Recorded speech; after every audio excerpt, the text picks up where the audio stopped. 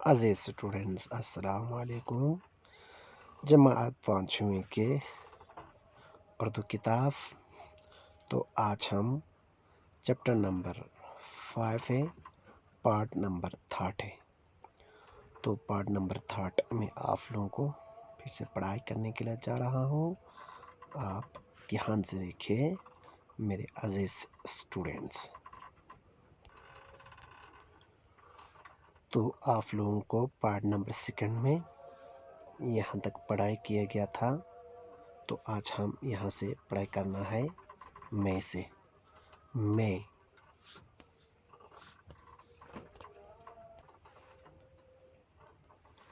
میں سیدھا سامنے کے دالان میں اپنے ہم جماعت کے پاس چلا گیا اور دریافت کیا کہ بڑی بی کون ہے۔ انہوں نے کہا کہ ہماری نانی ہے، اور سب ان کو حضرت بی بی کہتے ہیں۔ جب حضرت بی بی وظیفے سے فارغ ہوئے تو مجھ سے مخاطب ہو کر فرمایا، بیٹا تم نے مجھ کو سلام نہیں کیا، لیکن ضروری ہے کہ میں تم کو دعا دوں۔ جیتے رہو، عمر دراز ہو، خدا نیک ہدایت دے۔ ان کا یہ کہنا تھا کہ میں خیریت کے مارے زمین میں گٹ گیا اور مجھ پر گڑھوں پانی پٹ گیا۔ فوراً اٹھ کر نہایت ادب سے سلام کیا۔ اس کے بعد حضرت بی نے فرمایا کہ بیٹا برا مت ماننا، بھلے لوگوں کا دستور ہے کہ اپنے بڑوں کو سلام کرتے ہیں۔ اس کے بعد حضرت بی نے مجھ کو مٹھائی دی۔ میں ان کے گھر جاتا رہا۔ حضرت بی مجھ کو اپنے نواسوں کی طرح پیار کرنے لگے اور ہمیشہ مجھ کو نصیحت کیا کرتے تھے۔ تب ہی سے میرا دل تمام کھیل کود اور دیگر لغویات سے کھٹا ہو گیا۔ ایک روز حضرت بی نے مجھ سے میرے وقت کا حساب پوچھا۔ میں نے تمام دن رات میں سونا، کھانا، پڑھنا، لکھنا، بہت سے کام گنوا دیے۔ انہوں نے سن کر آغازت بھری، جس کی چوٹ ابھی تک میں اپنے دل میں پاتا ہوں، اور کہا کہ بیٹا تم 8 پہر میں خدا کا ایک کام بھی نہیں کرتے۔ خدا تم کو انسان بنایا، کیا ممکن نہیں تھا کہ وہ تم کو حیوان بنا دیتا؟ پھر انسان بھی بنایا تو ایسے خاندان میں پیدا کیا جو عزت دار اور خوشحال ہے۔ ہو سکتا تھا کہ مزدور یا لکڑہارا کے گھر پیدا کر دیتا، اور چھوٹی سی عمر میں تم کو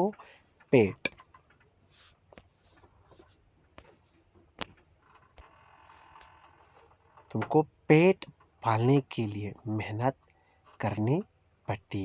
اب یہاں تک میں رکھوں گا، پھر سے ایک بار پڑھاؤں گا، آپ دھیان سے دیکھیں۔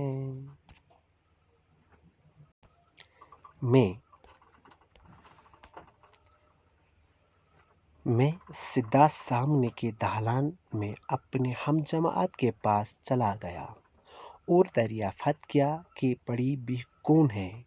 انہوں نے کہا کہ ہماری نانی ہے، اور سب ان کو حضرت بی کہتے ہیں۔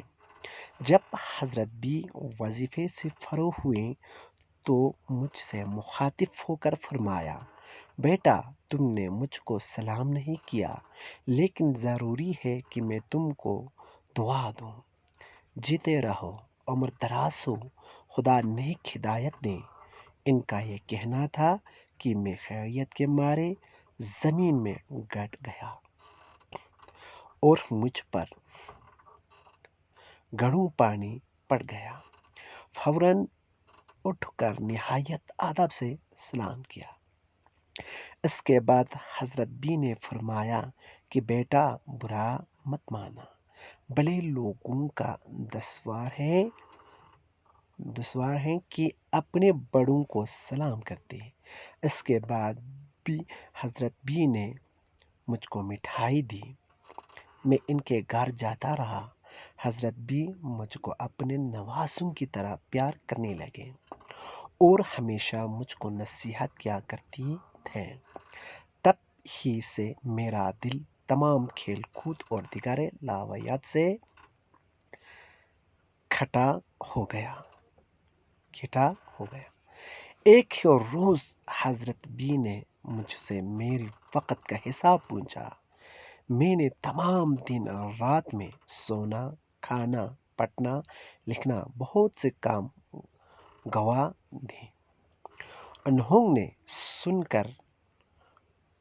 سن کر آگا سرت بھری، جس کی چوٹ ابھی تک میں اپنے دل میں پاتا ہوں، اور کہا کہ بیٹا تم 8 پہر میں خدا کا ایک کام بھی نہیں کرتے۔ خدا نے تم کو انسان بنایا، کیا ممکن نہیں تھا کہ وہ تم کو حیوان بنا دیتا؟ پھر انسان بھی بنایا تو ایسے خاندان میں پیدا کیا جو عزت دار اور خوشحال ہے۔ ہو سکتا تھا کہ مزدور یا لکڑہارا کے گھر پیدا کر دیتا، اور چھوٹی سی عمر میں تم کو پیٹ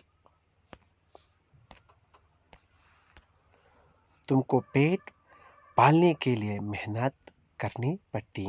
ٹھیک، آج میرا موضوع یہاں ختم کرتا ہوں، تو انشاءاللہ آنے والے دنوں میں پھر سے اس سے آگے پڑھاؤں گا۔ تب تک خدا حافظ، والسلام علیکم۔